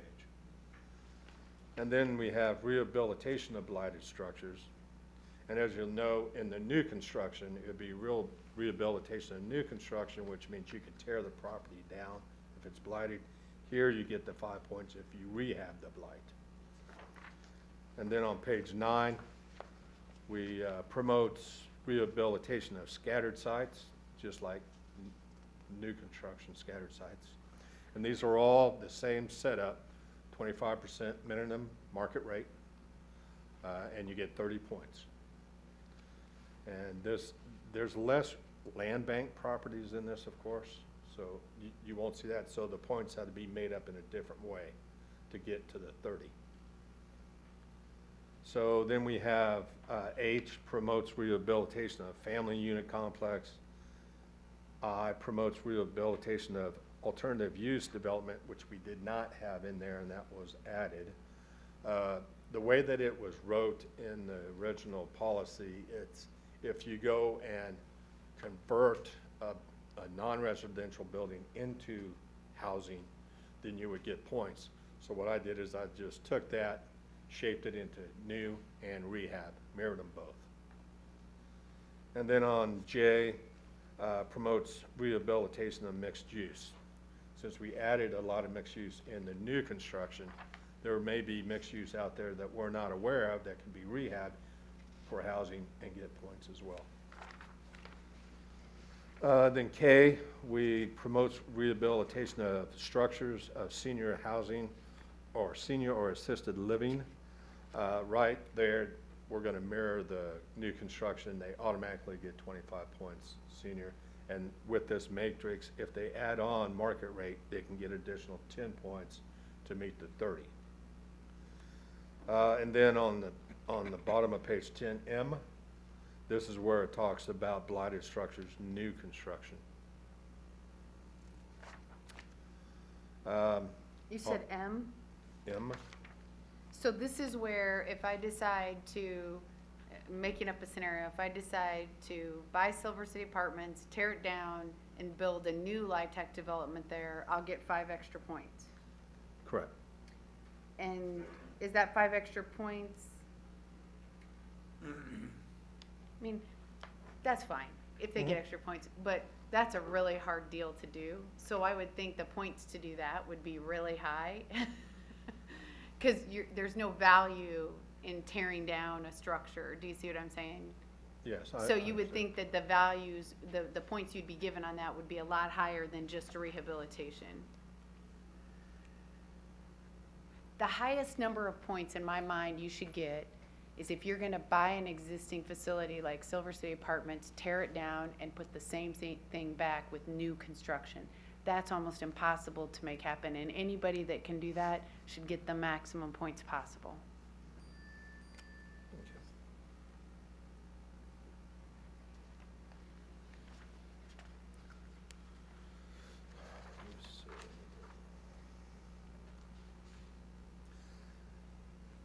Yeah, one thing, Commissioner, about tearing down the old Litex, I mean, we still have to wait to the 30 years it comes out, unless that you could buy it. Yeah, not for tear down. If No. it goes foreclosure. You can buy properties, Litec properties, and tear them down after 15 years if you're gonna still continue to use the land. I view it as Right, this right. way, it's the easy way to understand it, is that the land remains the same level of use, which Right. is for affordable housing. So you could deconcentrate, you could have a 300-unit apartment complex, buy it after the 15th year, demolish 150 units, improve the remaining 150, you'd still be in federal compliance. Correct. Right. But that's if they want to sell after 15 years. Understood. Well, they have to still be willing to sell after 20. Whether they've got Litec or not, if they're the property owner, they gotta be willing to sell, period. We can't take, well, in some cases, we could, but most of the time, we're not taking anybody's property. Yeah. Charles, do you have anything else do you have more to go through that you Yes, wanna just- highlight? Just a few. We Go can- ahead. Okay, then P, existing structures, 35 points, we added that. Go to 12, I changed that under U, because there was a third bullet there, and it didn't matter. That's page 12, Oh. U. The discussion came up that it didn't matter the distance from another housing project because of the management of it. So we took that 5 points away, and we just kept the 2 points and just gave them strictly 5 points across the board. So, because it was 2 to 7 points for that prior. So we went back, got rid of that, and just made it a flat 5. If we go to page 14, and then this is the last of that, and then I want to go back and talk about the changes that I would like to recommend. On page 14, B, this is new. New or rehab development amenities strictly went for family unit complex, but we should allow that in rehab and new construction of all type. Because if we have a mixed use, if they want, or if they are adding a tennis court, they should allow points for amenities. So only on approval of the planning and zoning director can this be achieved, because it may have to be a temp Yeah. or change of zoning, and that something else may be required. They may have to go through the plan and zoning committee. So if we go back, that was the highlights that we did, that were the changes to mirror the construction versus rehab. If we go to page 3, 2A, neighborhood revitalization area. This was not in there before. At the bottom, I added note that NRA plan is updated every 3 years. We've had this question asked. They are getting the old plans somehow, and they, well, we didn't know it changed, and so we want to incorporate this. Yes, it's now part of the review. It changes. So be sure you check out the NRA on the website and make sure where you want to develop is within the right plan area. Nice. And then if we go to 5, page 5, I'm sorry, D, infill 1 to 2 points. That was based on fallow ground. It's not plowed, or it's plowed, but it's not seeded for a year. The just behind this is it was platted infill sites, and that was areas 1 and 2. There wasn't very many 3 and 4. Now we're moving out, and we want it equal, then everybody, wherever it's an infill, recommending that you should get 2 points. That's a recommendation from staff. Any other comments or questions? I think I have one more in here. Sorry, Charles. That's all right. Not trying to cut you off. I understand. I thought I had one more. Yes. Page 13. 5C. When we review, under the local review, when folks come in and they give an application, part of it is they need to return an income stream. Well, nonprofits should not give back to themselves.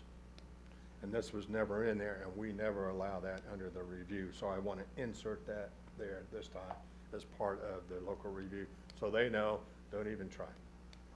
No points. And that is it.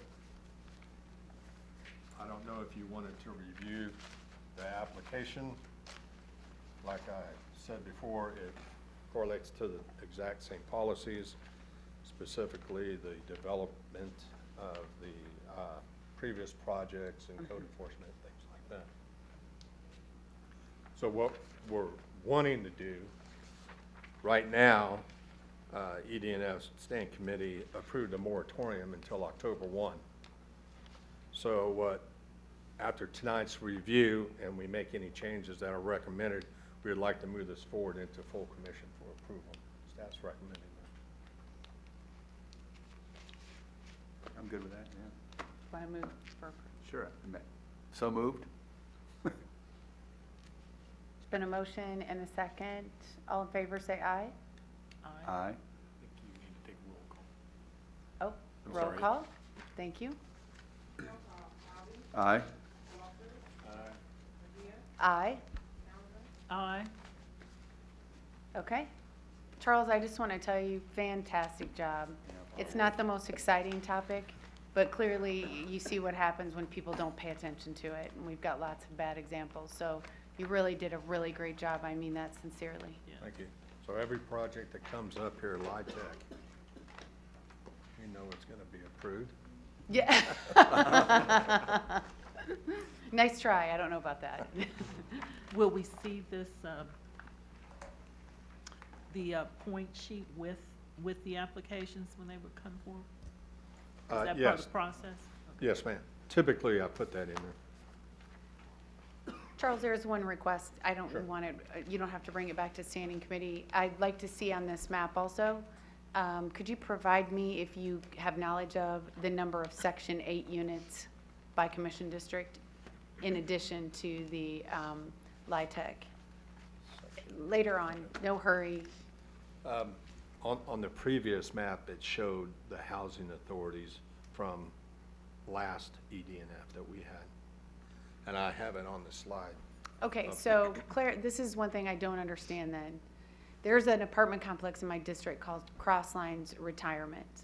They are 100% subsidized. Are they Section 8? Are they, I know they're not LIHTC. Are they, where are they getting their subsidy from? I don't understand that relationship. And that's the piece we're missing. Excuse me, Commissioner, you said Crossline? Yeah, it looks like Rob is standing up. We could look at that. One thing to note on, and maybe Rob knows, one thing to note on Section 8 is that's a voucher type program, so we will have no knowledge. Somebody can take that to various places around, and it pays for a percentage of rent. It's not always just goes into something that's low income. It could go into anything. Right, but I understand that, Rob, don't leave. But I understand that the housing authority has given X amount of vouchers every year to pass out. And the people that get those vouchers, from my understanding, may not choose to use them in Wyandotte County. But you would think the housing authority would have data that would tell us the number of people that have used that voucher in Wyandotte County. I'd be curious about that number. And then Rob, can you tell me what is Crosslines then? I didn't know the answer to that one. I was going to say what Doug said, but The only criteria for a unit for a Section 8 is that it meets the federal housing guidelines and it's approved for that. So if you have a unit that's approved for that, you know, you could rent a house in Piper or Leawood or wherever you wanted to, as long as you could afford the other portion of the rent. So it's a very mobile certificate, and I don't know about the housing department numbers, but the only criteria for the unit is that it's been approved as meeting the federal criteria as a livable unit. Right. I'm more worried about, again, it goes back to the bigger discussion, I'm more worried about the impact of the number of low-income people we have choosing to reside in Wyandotte County and the overall impact on our median income. We already know what that does in regards to economic development. So I'm less concerned in this case where they're located, just how many are located within the county. So we don't need to have that discussion tonight. I would just, if you can get that, Charles, it'd be great. And then if someone could help me figure out how the 100% of the 235 units at Crossline Retirement receive a subsidy. How they get that, because that's 235 units of more very low income people residing in our community. And they do have an impact on our median income and our ability to attract retail, and I just want to know where we're at with all of that. We'll see what we can find out. Okay, thank you very much. Next thing on the agenda were our goals, I believe. And unfortunately, Commissioner McKiernan did not leave me with direction on the goals, so if we could table those until next month, if that's okay with the committee. And I think that's the last item on the agenda. Can I give one note? Yes. And this is really, I think, an outcome in terms of finance, and it's, a couple of weeks ago, we had a fairly high number of staff start to leave our motor vehicle area. So in discussion with Lou Levin and Debbie Pack, our county treasurer, I authorized them to hire above what we have for current staffing, looking at provisional employees. The intent there is that we can staff all our desk positions and not have it go down below that. We're still trying to hire to it. Now my hope is, right now I don't have a financial issue with it because we haven't been able to get back up to full staffing. So if I get to that point that we're actually looking at that it's going to cost more, then it would be an issue to come back in and see. But you know, at times we've used that strategy in previous years, like in the sheriff's department or even in police years ago, where we would staff higher than the number. That way we'd never drop below what our authorized strength was to run that operation. In our estimation, we are at the baseline as low as we could operate when we have all of them there, but at least we're operating all our terminals and getting things going. So that is the direction I'm moving in. There could be cost in the future. If we get everybody staffed up and I have extra employees sitting there, I know we'll have work for them to do, but it would be over and above the budget. So that's more of a goal of customer service, I would say. So I just wanted to report to this committee that that's an action I've taken and hoping to, and hopefully we will see positive results from that. So I'm sure you've thought of this already, but I'm just going to throw it out there. Is it sounds like you've only been our administrator now for 6 months or so, and I know that you're looking at each and every department, but we have a lot of departments. So since there is kind of an emergency need to react to what's going on at the annex and within our motor vehicle department,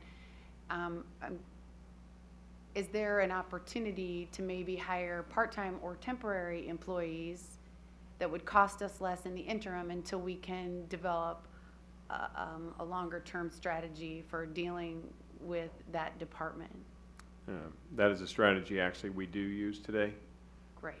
We employ part-time employees because that's the type of job that it's easy to have somebody come in and work a 20-hour week or such like that. Probably one of the issues we've had with that is we've asked a lot of these people that have come in to do it to work more than that schedule when we get behind, and they're not necessarily interested in a full-time job from that perspective. On the flip side, I think Lou and Debbie have found some of these employees that do start to work part-time then opt to go back, work full-time, and they're ready to slide right into that. The other thing we've put into place is utilizing employees in other jobs. some of them which may have moved out of motor vehicle because they found other opportunities within the unified government, but then they're already trained to do title work and such like that, so we can put the work at their desk, you know, so they can be programmed so they can sit there and do some of this work. And Mr. Connor's working on that right now and finding some that we can do that. It's a bigger deal when you have to relocate them and put them in the motor vehicle office and have them trained for a time period to understand how to do it. But if they already have that skill set, then you can just give them work and they can, you know, if you're busy 8 hours and you never have a moment to do anything else, then it doesn't work. But when you can get over here and maybe spend 30 minutes of your day working because you're in a position where you have to attend to duties, but then you may be able to pull away for a little while. So we're putting that area of emphasis in it too, trying to get additional bodies and minds working on that. Gail, or Commissioner Townsend, sorry. That's all right, yeah. Are these jobs that you mentioned available to outside present UG employees? Who are the people that we're bringing in for these jobs? Are there some that are open to members of the community who may be looking for employment? Yes, they're pretty much always, when we hire and fill in motor vehicle, Lou, I'd probably say they're probably almost always outside employees. So should people who may be interested in these jobs be looking at our website, or where would they see the requirements and the criteria for applying for these jobs? Where would they find them? Yeah, they're posted on our website in our Human Resources Department, and that's where the jobs go on. Thank you. Yeah. Is there any thought of extending hours?